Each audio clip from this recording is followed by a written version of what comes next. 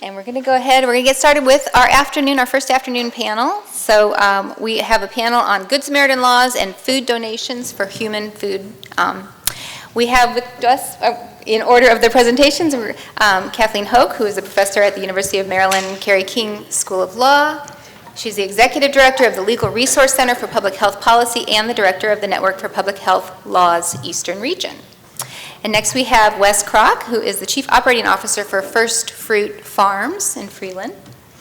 And then we have Amy Cawley, who is the Farm to Food Bank Manager for the Maryland Food Bank. And they're going to tell us everything we need to know about donating food from our farms. Thank you. Thank you, everyone. Okay, that's working. They are working. They had little green lights and then they went out, so we weren't sure. Thanks for sticking around after lunch, because that's always a challenge. And I was thinking that it's a tough time because people are sleepy after lunch, but I guess it's our job, Amy and Wes, to prevent them from falling asleep. So with that, let's get started. My goal is to talk you through a couple of the legal levers that exist at the federal and state level that are designed to incentivize food donation. I'm focused on food donation from the agricultural community in this presentation, but a lot of the same laws that I'm talking about also apply to grocers and to even prepared foods from restaurants and the like. So, but I'm going to be talking about it from the agricultural perspective. And as you know, the goal for all food donation programs is a double win for public health. So I'm a public health lawyer, not necessarily an agricultural lawyer or an environmental lawyer, but a public health lawyer. And I love food donation programs because they give us two wins. First, oh, my slides went away. First, maybe because I didn't do something. Okay, that's okay. I'll keep talking. Because I can do that well. So first, obviously reducing food waste. We know that 40%, right, is that number. I just actually walked past the lunch buffet and got a little anxious because there's a lot of food left. And in my head I went, where's that food going? There should be a law about that, right?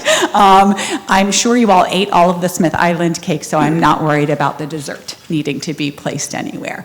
So reducing food waste from an environmental perspective, and instead putting that food in bellies, which reduces food insecurity, which is a huge issue from a public health perspective, from a health equity perspective, right? We know there's massive differences across race, ethnicity, income, and rural, suburban, urban communities with respect to food security. And so food donation laws are near and dear to me as a public health professional.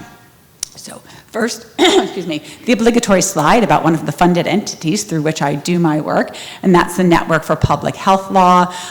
What we really do, there's some words on this slide that we came up with, but what we really do is provide what we call technical legal assistance. So it's not legal advice or representation, but technical legal assistance, primarily to state and local public health officials, legislators, advocacy organizations, community groups, and even researchers. And if anyone working in the public health space, which is very broadly construed, who is either encountering a legal question, wanting to understand the lay of the land of the law in a particular space, or otherwise wants to know what legal levers might be available, what might be best practices from a policy perspective. At the same time, I run the Public Health Law Clinic at the University of Maryland Carey School of Law, and so we have students in the spring semester, 10 students who are actually doing the work of the Network for Public Health Law, as well as the Legal Resource Center for Public Health Policy that I run. And they run around down here in Annapolis trying to get good laws passed and prevent bad laws from being passed very broadly in the public health space. So, obligatory slide. Look, I didn't even hit the timer, so we won't know when I'm supposed to stop. We'll hit it now. Someone throw something at me, right? So the slide did not advance. There we go.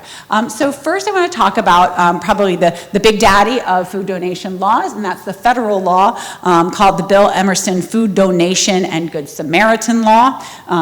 And its overarching principles from a legal perspective are that it allows, I'm going to say now people, organizations, et cetera, who donate food It prevents civil or criminal liability related to the quality of that food, right? So one of the concerns that was expressed prior to the passage of this law from farmers, from grocers, from anyone was, well, if we give away food, now we might be liable for someone who gets ill because of that food. And so this eliminates that barrier. It doesn't protect from gross negligence if you know that you're providing spoiled food. You're not protected from liability here, but otherwise you are protected from liability. So to whom does it apply? What are the deets here, Kathy?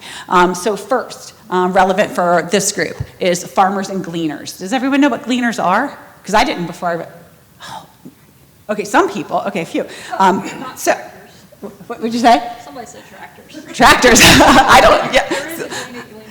I did not know what it meant, so I'm going to read to you what it means in the code. And this is a person who harvests for free distribution to people who are food insecure or to nonprofit organizations that distribute to the population. So in some places, there are literally individuals or organizations that come into a farmer says, hey, I'm done with the apples that I'm going to use in this orchard. You can come in and get what you want. That's a gleaner. They come in and they either are then direct distributing to food insecure populations or to a nonprofit that is doing that. So farmers and gleaners are protected in the Bill Emerson Act. They are allowed to make food donations and be subject to the Good Samaritan protections that the bill provides. What kind of food does it cover?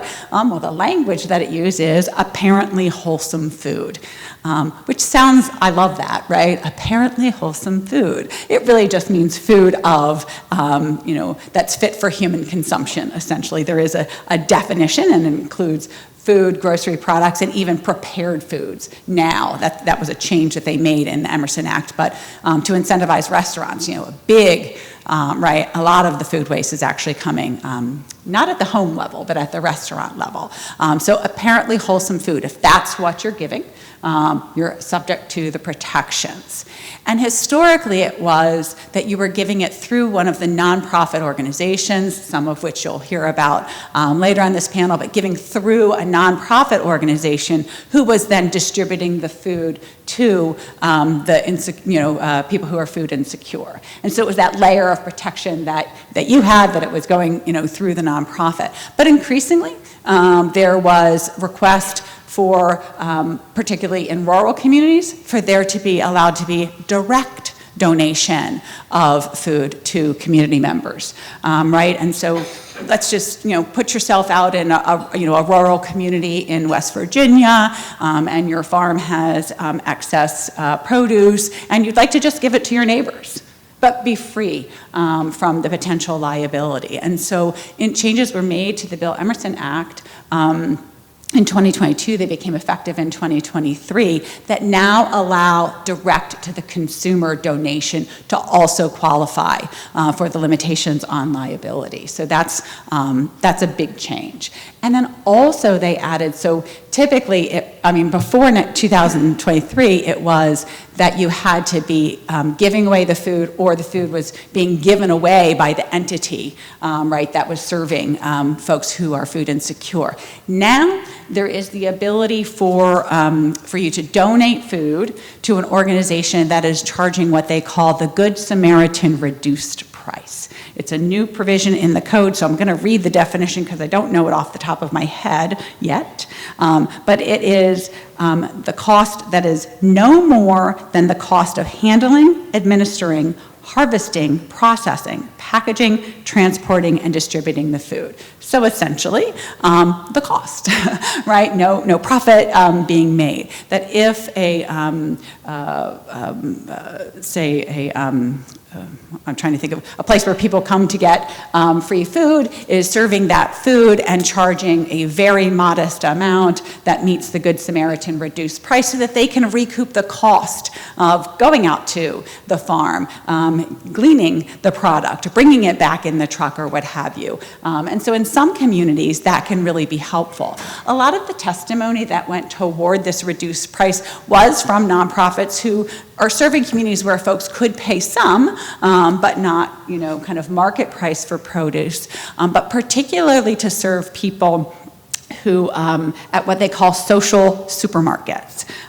These are places where people who are food insecure, but who are ineligible for subsidized food benefits for myriad reasons. Maybe they have a felony conviction and they're in a state where that's disqualifying, or maybe they're just above the financial line, or for whatever reason.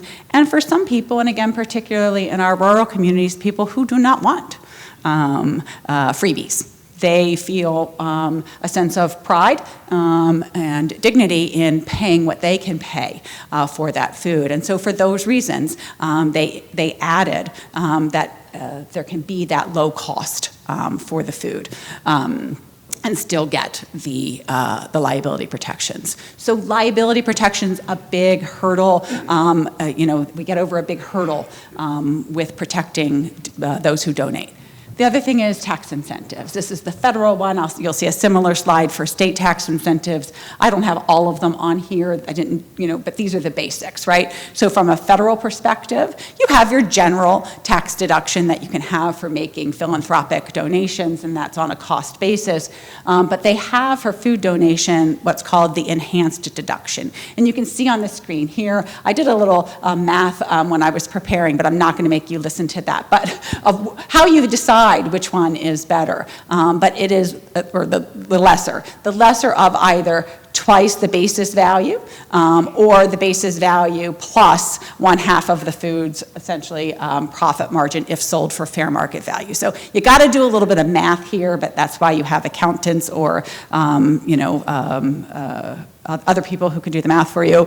And then for both of these deductions, for the general deduction, but also for this enhanced deductions, there are limits on how much, percentage of your taxable income that you can use for this donation tax incentive. So getting over the hurdle of liability and incentivizing through tax systems at the federal level, we see the same things at the state level. This slide is a far less interesting slide than the slide you just saw with the Bill Emerson Act, because Maryland's food donation Good Samaritan law isn't particularly rigorous. It really is limited to nonprofit organizations. It's only for free food. It hasn't made the changes that were made in the Bill Emerson Act. But what's really important to know is that you are protected in Maryland by the Bill Emerson Act. There's a letter from the Department of Justice from back when the Emerson Act was, fairly new, that the provisions in this act do preempt any less rigorous laws. And so it doesn't matter that Maryland doesn't provide you the more significant liability protections, because the Emerson Act does. Certainly could be a project for some law students, right, to tighten Maryland's law up, or expand it, I should say, really, to be as broad as the Emerson Act. But you don't have to so much worry about that. And then from a tax perspective, Maryland does have specific tax incentives. There was a pilot program that was passed in 2017 that now has become a permanent program. So it was passed in 2023. And as you can see here in red, as of July 1st of last year, farmers may claim 100% wholesale credit on all donated food. I am not a tax accountant. I don't necessarily know what that means, but it sounded good. No, it's obviously, it's an increase from, I think it was 50% prior to the 2022 changes. And then the statute does talk through how you determine what the wholesale amounts would be. There's actually a link. I think these slides can be provided or will be provided to everyone, because I have the link embedded in the notes for these slides. Or if you want to know any more information, just let me know. But the goal is to make it as easy on you as possible. You're not having to figure out what the wholesale value is. There is, as I said, with the federal law, there is also a cap for the state tax deduction. I also have just a page of resources and links. So again, when you get the slides, a lot of this is like the how to take advantage of, what to know about these programs that I talked about. I remain available to you to walk you through questions that you might have, but these are also resources that are available to you. And on that note, I'm going to turn things over to Wes. Okay. Very good. Thank you. Just thank you for asking me to participate in this today. It was great to be kind of an honor to come and present the material. I've been challenged to how do you put a food donation operation together? Also a challenge to how do you find food banks to partner with, and that's going to be Amy right next to me, and how do you factor in food safety? Excited, I'm just give a little information about where I come from and the farm that I'm Chief Operating Officer over. It's 25 years in the making, started as a backyard garden, and I'm going to just go through a little bit of that, First Fruits Farms, because it got to really hit it, don't you? There you go. It's a non-denominational Christian ministry, 25 years in the making. Started out about 1/8 of an acre. We're going to put probably over 300 acres in the ground this next year. All the food is donated for free. It's a nonprofit. So it started out just what the heart of anybody would want to do is to make sure each and everybody has access to good, valuable, healthy food. And that's where it started. It's just a backyard garden to make sure that people can have access to that, especially for those that are fighting food insecurities. Like I said, it began in 1998. 25 years. We've grown from a few thousand volunteers to come out and help us harvest the produce to 18,000 volunteers this year. We'll probably put about 5 million pounds of produce out in the system this year. We're probably total about 30 million pounds since 1998. It's a big vegetable garden. We have about 17 varieties of vegetables, so as soon as you cut it, it starts to perish.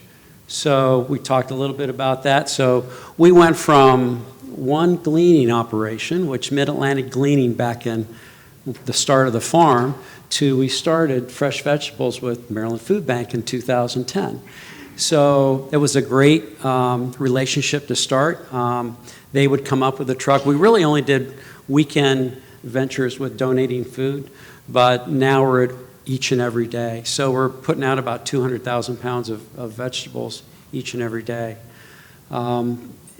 Food, definitely perishables. We had to put in a food bank this last year, or a refrigerator room this last year. They break down pretty quickly.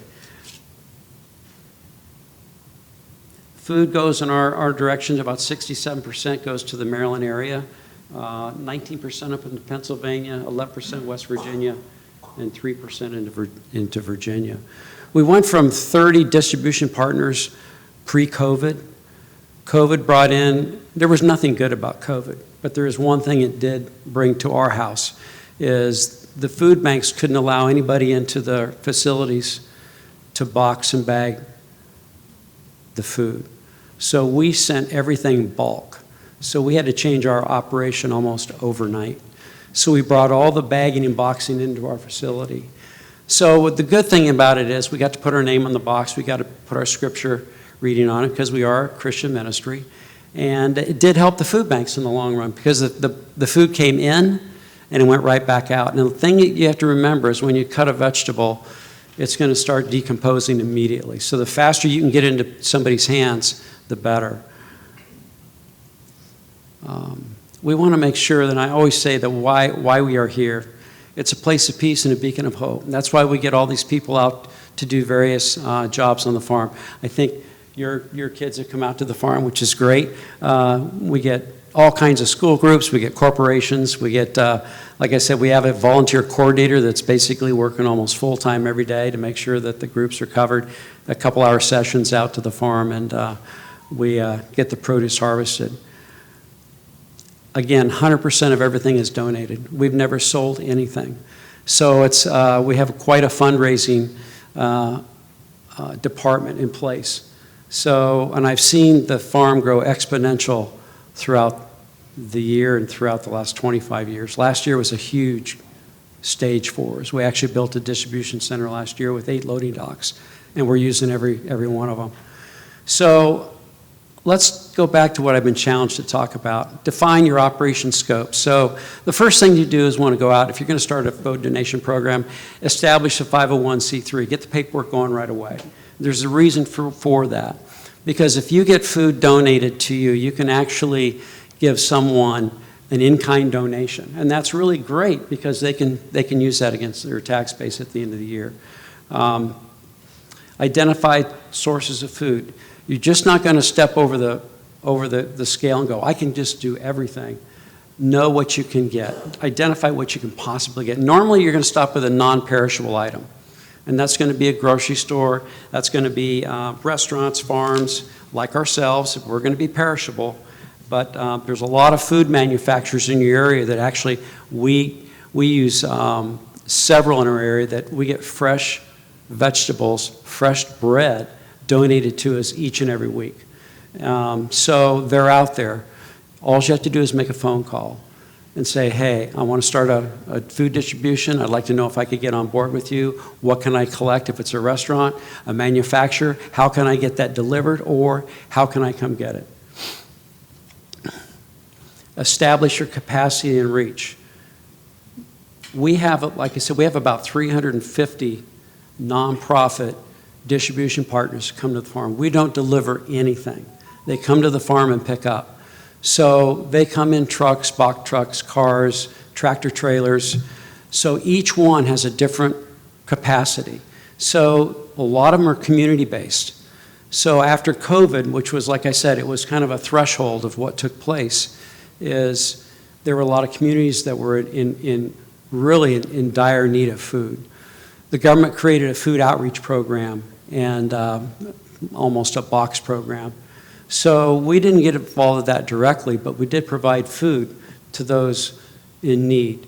So a lot of people stepped up. If they knew a community in need, maybe it was just 10 families, 100 families, 200 families, they took it upon themselves to go out and gather food. We were one of their resources. They'd also go to restaurants. They'd also go to manufacturers. They'd also go anywhere they could get food, they were going. They also participated with other food banks. I'll talk about that in just a little bit. So secure funding and volunteers.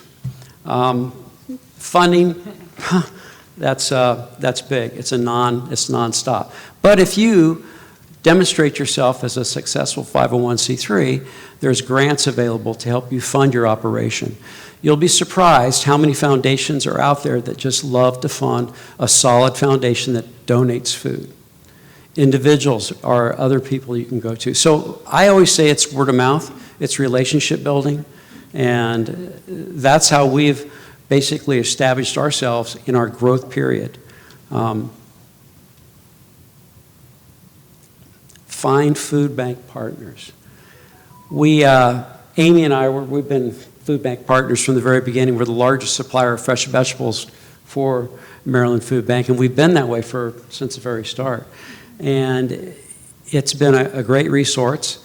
Again, we are fresh vegetables. So at first, Amy would send up a tractor trailer, and we would sit it on the property, and we would load it, and when it was filled, they would take it back to the food bank. That didn't take long. Sometimes it was twice a week that a trailer would go back. We also had our own trailers, but those were just for short periods of time. We never want to store food. You store food, it continues to deteriorate. So Amy will tell you all about, the last thing you want to do is keep something longer than just a couple days. You need it out the door. So again, that's the food banks. The other thing is reach out to other food banks. We've got relationships with food banks up in Pennsylvania, Delaware Food Bank, York County Food Bank, Capital City Food Bank, on a much smaller scale than with Maryland Food Bank, but it takes a knock at the door phone call, and you can get in. And they'll want to know, why are you here? Well, we'd love to donate to you. You get your attention. Do some research. And that's what we've done in the past. We just have to find out who's in our area. There's a couple organizations that we found that we are dealing with. There's about 5 or 6 large organizations. Again, I'm going to go back to COVID, that these are college kids. The first one was FarmLink. I think college kids got together and said, hey, there's so much waste in the United States in food of about 30% is getting thrown away. How do we get that food? What can we do with it? So what they did is they became a 501c3, they got grants, and they started acquiring this food. So they get hundreds and hundreds, if not millions of pounds of food. And we are a recipient of that, which is wonderful. So we'll get a tractor trailer load of wonderful fresh vegetables. How do we get them? They get what's called rejected loads. Now, they're not rejected because it's bad, it's rejected because it sat on the dock too long. It rejected because there's overproduction in the farming industry. So you just can't have an orchard shut down and say, I think our trees, we need to go talk to them, don't produce anymore. They'll end up, we've already received 3 tractor trailer loads of apples, a full tractor trailer, because it's overproduction. We've had tractor trailer loads of grapes, pineapples, which from Hawaii, you're getting some pineapples. So, yeah. So it's not as if it's rejected for any reason. We've gotten our produce through, and it's from our third-party produce providers, and it's packaged, it's labeled, it's dated, and some of the dates are 4 and 5 and 6 weeks out. It's because contracts could not be met or contracts have been met. So it's good to get our name in the hat, and food comes our way, and the idea with what our position is we're capable of moving that produce really quick. So if you're starting out in the industry, and you're starting out to want to be a new food provider, you want to be in the donation giving portion of this, start out small. Get your resources in line. Make your phone calls. Decide what you can make. Know what you can store and what you can't store. And that's your first direction, but really know what you can pick up, who you can pick up with, and those people will step up and help you, especially if you are a 501c3 and you get them an in-kind donation letter, which is great. Ensure food safety. So we've been really challenged with this from the very beginning. The reason challenged is, I say, everything we do is fresh vegetables. Again, so the minute we harvest, it starts breaking down. So you need to start establishing proper handling procedures. So we've developed our own food safety handbook. Although we don't wash anything, we want to make sure that it comes through our facility and it's as fresh as it can be, and it's no diseases, and like I said, it's not been cleaned, it's not been washed, it's been boxed and it's been bagged, but we want to make sure it gets through our facility in the cleanest, fastest way. We have a refrigerator room, which I'm getting ready to expand, and again, it's in and out. You don't ever want to store your material. So if you're new in it, and you're going to go out with your car and your truck, I suggest you start with dry goods, non-perishables, until you want to step up, and we've seen many, many faith-based or non-faith-based people, I was going to call their organizations, buy their own refrigerated box truck. So there's one up in Pennsylvania, there's South Central, I can't remember their names, but West Virginia started one. They were Catholic Charities of West Virginia. They were coming up to the farm and picking anything they could get. They eventually raised money, bought a box truck, and they started picking up fresh vegetables. So again, know your product. Make sure it's perishable, non-perishable, and what you can do. Train your volunteers and staff on food safety. So if you're going to do this, make sure they understand that, hey, good practices are wash your hands, keep clean, use the restroom, go back, wash your hands, put your gloves back on, get back to work. But again, know that you're picking up a vegetable that's going to end up somebody down the road on somebody's plate. And you're going to pray and hope that it gets washed down the road. So liability donation protections. The one thing I'll hit on donations. We've gone from a very small budget. I remember, and I was on the board of directors for about 20 years before they hired me to run the operation. I remember the first year, wow, we're starting the year out with $50,000. Wow, we can really do something with that. Well, it has changed. We've gone from no employees, because it was run entirely by volunteers, to now we've got about 18 employees. But we also have 30 volunteer staff that come up probably 3 times a week to help run the organization. But again, you can get to that point. As you get into your donation, we have some organizations since COVID who start out in a car and a truck, and they have 2 or 3 box trucks now. And they're going out and servicing their areas. So it can be done. Again, I always say it's relationship building. When you got to just make sure that you know who's in the industry. Everybody in the food industry knows everybody. And That is probably what we've learned each and every day. And you'll get a phone call and go, wow, I didn't even know you existed, Wes. Who are you? Well, guess what? We can provide for you. So we get new distribution partners that come to us, and we can fulfill some of their needs if they have a refrigerated truck. Again, design a transportation plan. I kind of hit on that. And use inventory management. Make sure that you're not going to go out if you're small and starting out. Make sure you know who's going to take the goods.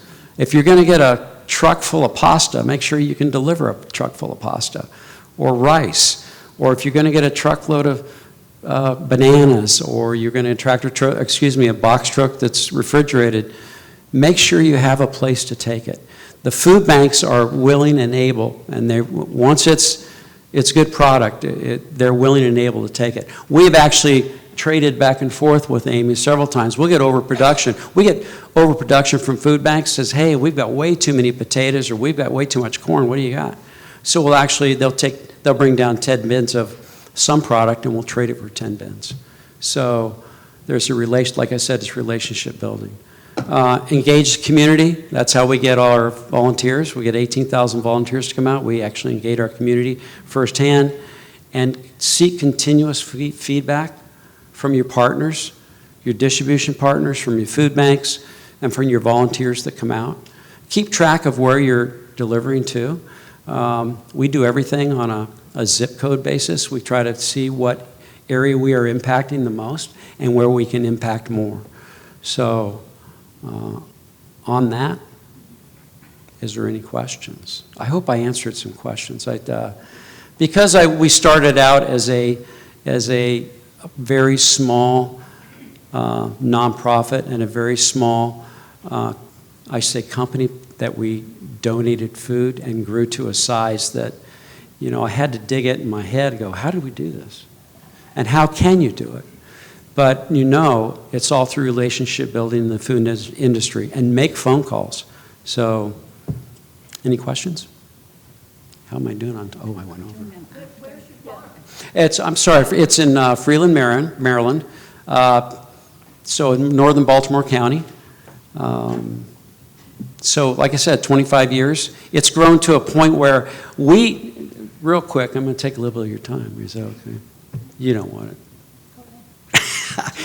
2 more minutes. Like I said, from a backyard garden to almost 300 acres now. But again, we did this with volunteers up until 6 years ago. We did about 2.5 million pounds 6 years ago, and we didn't have any employees. I did it on my days off. Other people came up and did it on their days off. We had no home. We used one person's land of about 16 acres. And people started giving us acreage to use till about 5 years ago. And we realized for this ministry and this nonprofit to have a home, it needed to have its own home. So we had to find a good rudder, which mean it had to have its own land. So we went out shopping, and we acquired a property, and it's been very fruitful. And 2 years ago, we acquired another property right next door. So all I can say is the phone rings off the hook each and every day. How can I get food from you? So food insecurity, you think it's somewhere else, it's really in your back door. We get people coming from just a half mile down the road that are in need. So if you want to start it up, I honor you. I think it's wonderful. Call me. I'd be more than happy to help you get on your road to success. So. Thank you, Wes. If you haven't had a chance to volunteer at First Fruits Farm in northern Baltimore County, I highly encourage you to take the trip up there. It'll definitely be well worth your time. It's a beautiful farm. There's 100, 200 volunteers out there at a time gleaning cabbage, corn, potatoes, and you see these wagons loaded with that product at the end of the 2-3 hour shift, and it's just mind-boggling and empowering. It just feels so good when you leave. So put a little plug there for First Fruits to look them up and take a look. Yeah, it's a lot of fun. I wish it was closer to me than 2 hours. So I'm Amy Cawley with the Maryland Food Bank.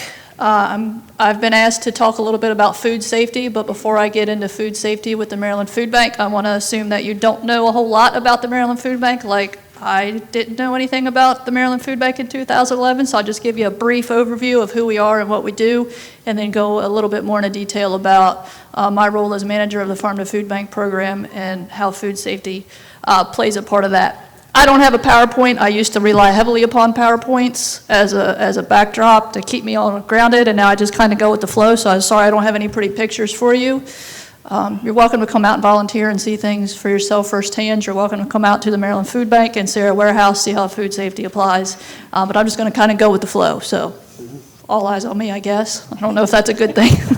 So the Maryland Food Bank, we are located in Baltimore, Salisbury, and Hagerstown. We have 3 branches that serve every county in Maryland except for Prince George's and Montgomery County, not because we don't like those 2 counties. It's because there's another food bank that Wes alluded to called the Capital Area Food Bank that covers PG and Montgomery County. We've been in existence since, I believe, 1979, and I think that puts us as one of the oldest, if not the oldest, food bank in the country. We cover 21 counties in Baltimore City, like I just said, falling under the umbrella of Feeding America. So a lot of our food safety policies come from Feeding America that I'll get into later. There's 200 or so food banks that fall under the Feeding America umbrella. Our mission is to feed people, strengthen communities, and end hunger for more Marylanders. I've been with the Maryland Food Bank since 2011. At that point in time, I think it was 1 in 9 were food insecure. I don't think we're going to go out of a job anytime soon, unfortunately, because now the numbers are 1 in 3. Marylanders are food insecure. So I know Wes and Kathy alluded to food insecurity. Those are the statistics. That equates to around 2 million Marylanders. It has spiked since COVID.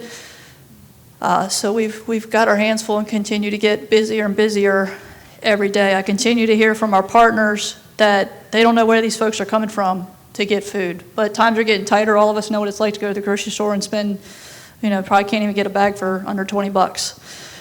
We have 1,200 partners that we distribute food through.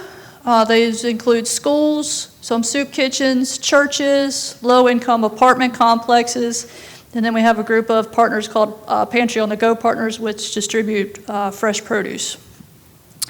So how the Maryland Food Bank works in a snapshot, in 2011, I would have thought any of you could come to the Maryland Food Bank, Baltimore and Salisbury or Hagerstown to pick up food. That's not the case. We have those 1,200 partners that we work with. So you would go to our you could go to our website, type in your zip code, and a list of pantries and partners would pop up, and that's where you go to get the food from, not the Maryland Food Bank. But again, we've got partners in every county in Baltimore City, but Prince George's and Montgomery. So we receive donations from retailers, for example, grocery stores, Walmarts, Sam's Clubs, Targets. We buy food. We can't rely 100% on donations. Donations have gone down significantly in my time with the Maryland Food Bank. So we buy produce, we buy goods, peanut butter, different things like that. It goes to our warehouses in Baltimore, Salisbury, and Hagerstown, where it's received by our receiving team, weighed. If it's what we call salvage, where it's a bunch of assorted donations, we have volunteers that will sort that stuff. It gets received. Then our partners go on our website. They have Agency Express. They place their order. Our warehouse team picks those orders, and we deliver to those sites. This week, next week are very, very busy. There's probably 40 events just this week and next week out of Baltimore alone with the holidays coming. So my role with the Farm to Food Bank program, Wes First Fruits Farm was our first farm partner in 2010. That was 1 year prior to my hiring. I was hired in 2011 to build up the program. In that time, I would say we average around 50 farm partners across the state of Maryland to get produce to those 3 branches in one of 3 ways. One, we conduct field gleanings. So yes, there are gleaner combines, but gleaners are also people who go into the fields and pick what's left behind. So if you didn't know what gleaning was, now you do. I didn't know what it was in 2011, but you're going into the fields and picking what's left behind. That's gleaning. So you can glean food, you can glean knowledge. That's gleaning. We purchase produce from across the state. We're a nonprofit 503(c)(b) organization, so we're heavily dependent upon grants. We have a couple of grants right now we're able to use to purchase produce, everything from apples to zucchini. With our grant funding from MDA, USDA, we've been able to expand our purchases to include the blue catfish, milk, eggs, and poultry, for example, and support farmers in Baltimore City. So I do quite a bit of purchasing because donations have gone down and we are financially able to do so. And then the last way I procure produce to the Maryland Food Bank is through donations. So, for example, in Queen Anne's County, we go to Godfrey's twice a week. They came up. We're going to First Fruits Farm today to pick up 7 or 8 pallets of those donated pineapple that came in from someone, maybe FarmLink. Those pallets, I'm 6 feet tall. Those pallets of pineapple are taller than I am, so we're going to get 7 to 8 of those.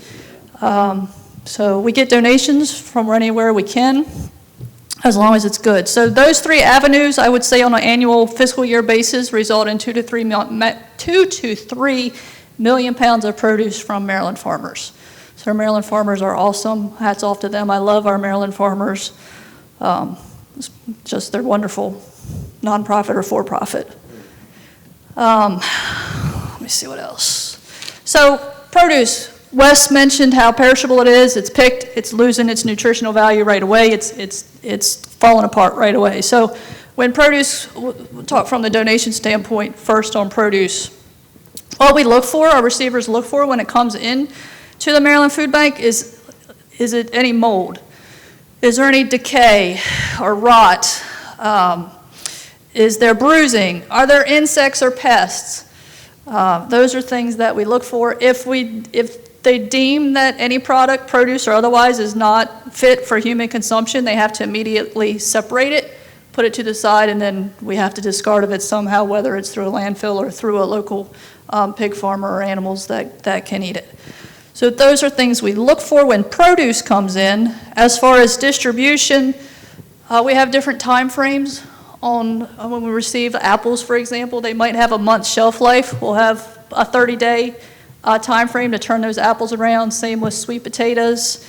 Apples and sweet potatoes have long shelf life. Watermelons would have maybe a 2-week shelf life. We would receive those with 14-day turnaround time. Greens seem to go bad pretty quickly, so they may have a 7-day turnaround. And then fruits are a really, really short turnaround. So if I am fortunate enough to go glean strawberries or peaches, I generally take those products straight from the farm to a food bank pantry, just because I know that needs to get out to the people as quickly as possible. So I've learned where some farms are, where the local pantries are, and when their distribution dates are. Not all pantries are open every day of the week. Some may be open 1 day a week. Some may only do distributions once a month. So we have different time frames. I alluded to earlier for produce distribution, these pantry on the go events. Those are specifically for produce only. So the produce will get dropped off at the pantry site like 9 o'clock in the morning, for example. And then by 1 o'clock, that produce needs to be gone into the hands of partners so they can take it back to their house. I mentioned we're regulated by Feeding America. They do audits every 2 years to make sure our warehouse is safe and up to code. We just finished those in all 3 locations a couple months ago. Food safety-wise, we have to make sure if an item is refrigerated, that it remains refrigerated and that it is at the proper temperature. If it's frozen, it needs to be 32 degrees or lower. I mentioned receivers have to do a visual inspection when things come in. We have a protocol when food comes in. They have to make sure, Wes alluded to the labeling, making sure that food is properly labeled, make sure the food is in food-safe packaging, that there's no pests. It's transported in a manner that prevents any contamination or cross-contamination with others. The frozen fruit is frozen. We have to document temperatures for Feeding America. And then again, we have to take action upon receipt to decide whether we need to refuse it, isolate it, segregate it, label it, or discard it. We keep products off the floor. I think Wes had a picture of cabbage. If you see that in the food bank, it'll be off the floor. I couldn't tell if his was off the floor or not, but it has to be off the floor to try to keep pests away, and just for a cleaning and sanitation standpoint, it's off the floor.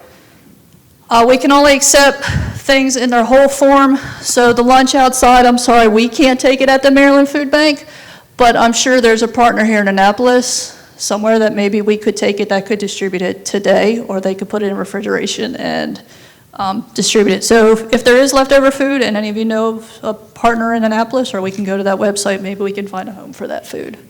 Or otherwise, everybody get a to-go plate. We can take produce from individuals, gardeners, orchards, greenhouses, farmers.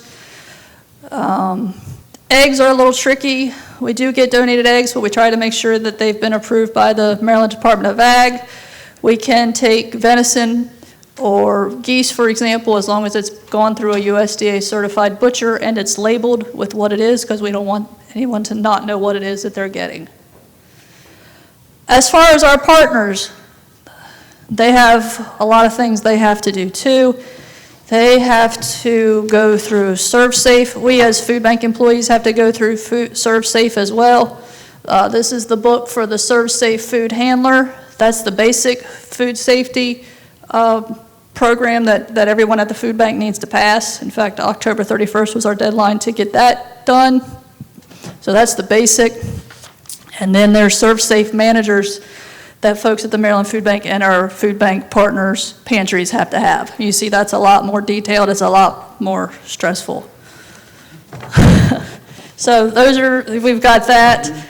That partners have to follow, and then they have to follow the same rules as the Maryland Food Bank because of the Feeding America regulations with being off the floor and having frozen foods frozen, refrigerated foods refrigerated, the cleanliness. Our regional program directors can pop in at a pantry anytime and make sure that they're abiding by food safety regulations, that everyone there that needs to be safe serve certified is.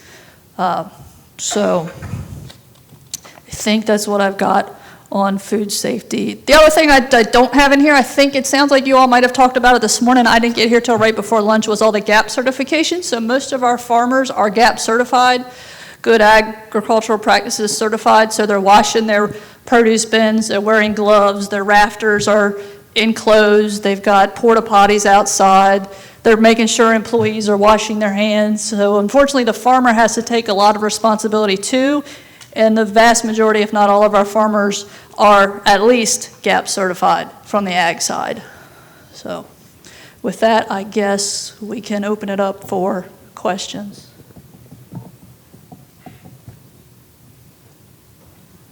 Oh, Debbie's got one. I was going to say we answered everybody's questions. Question for Professor Hoke.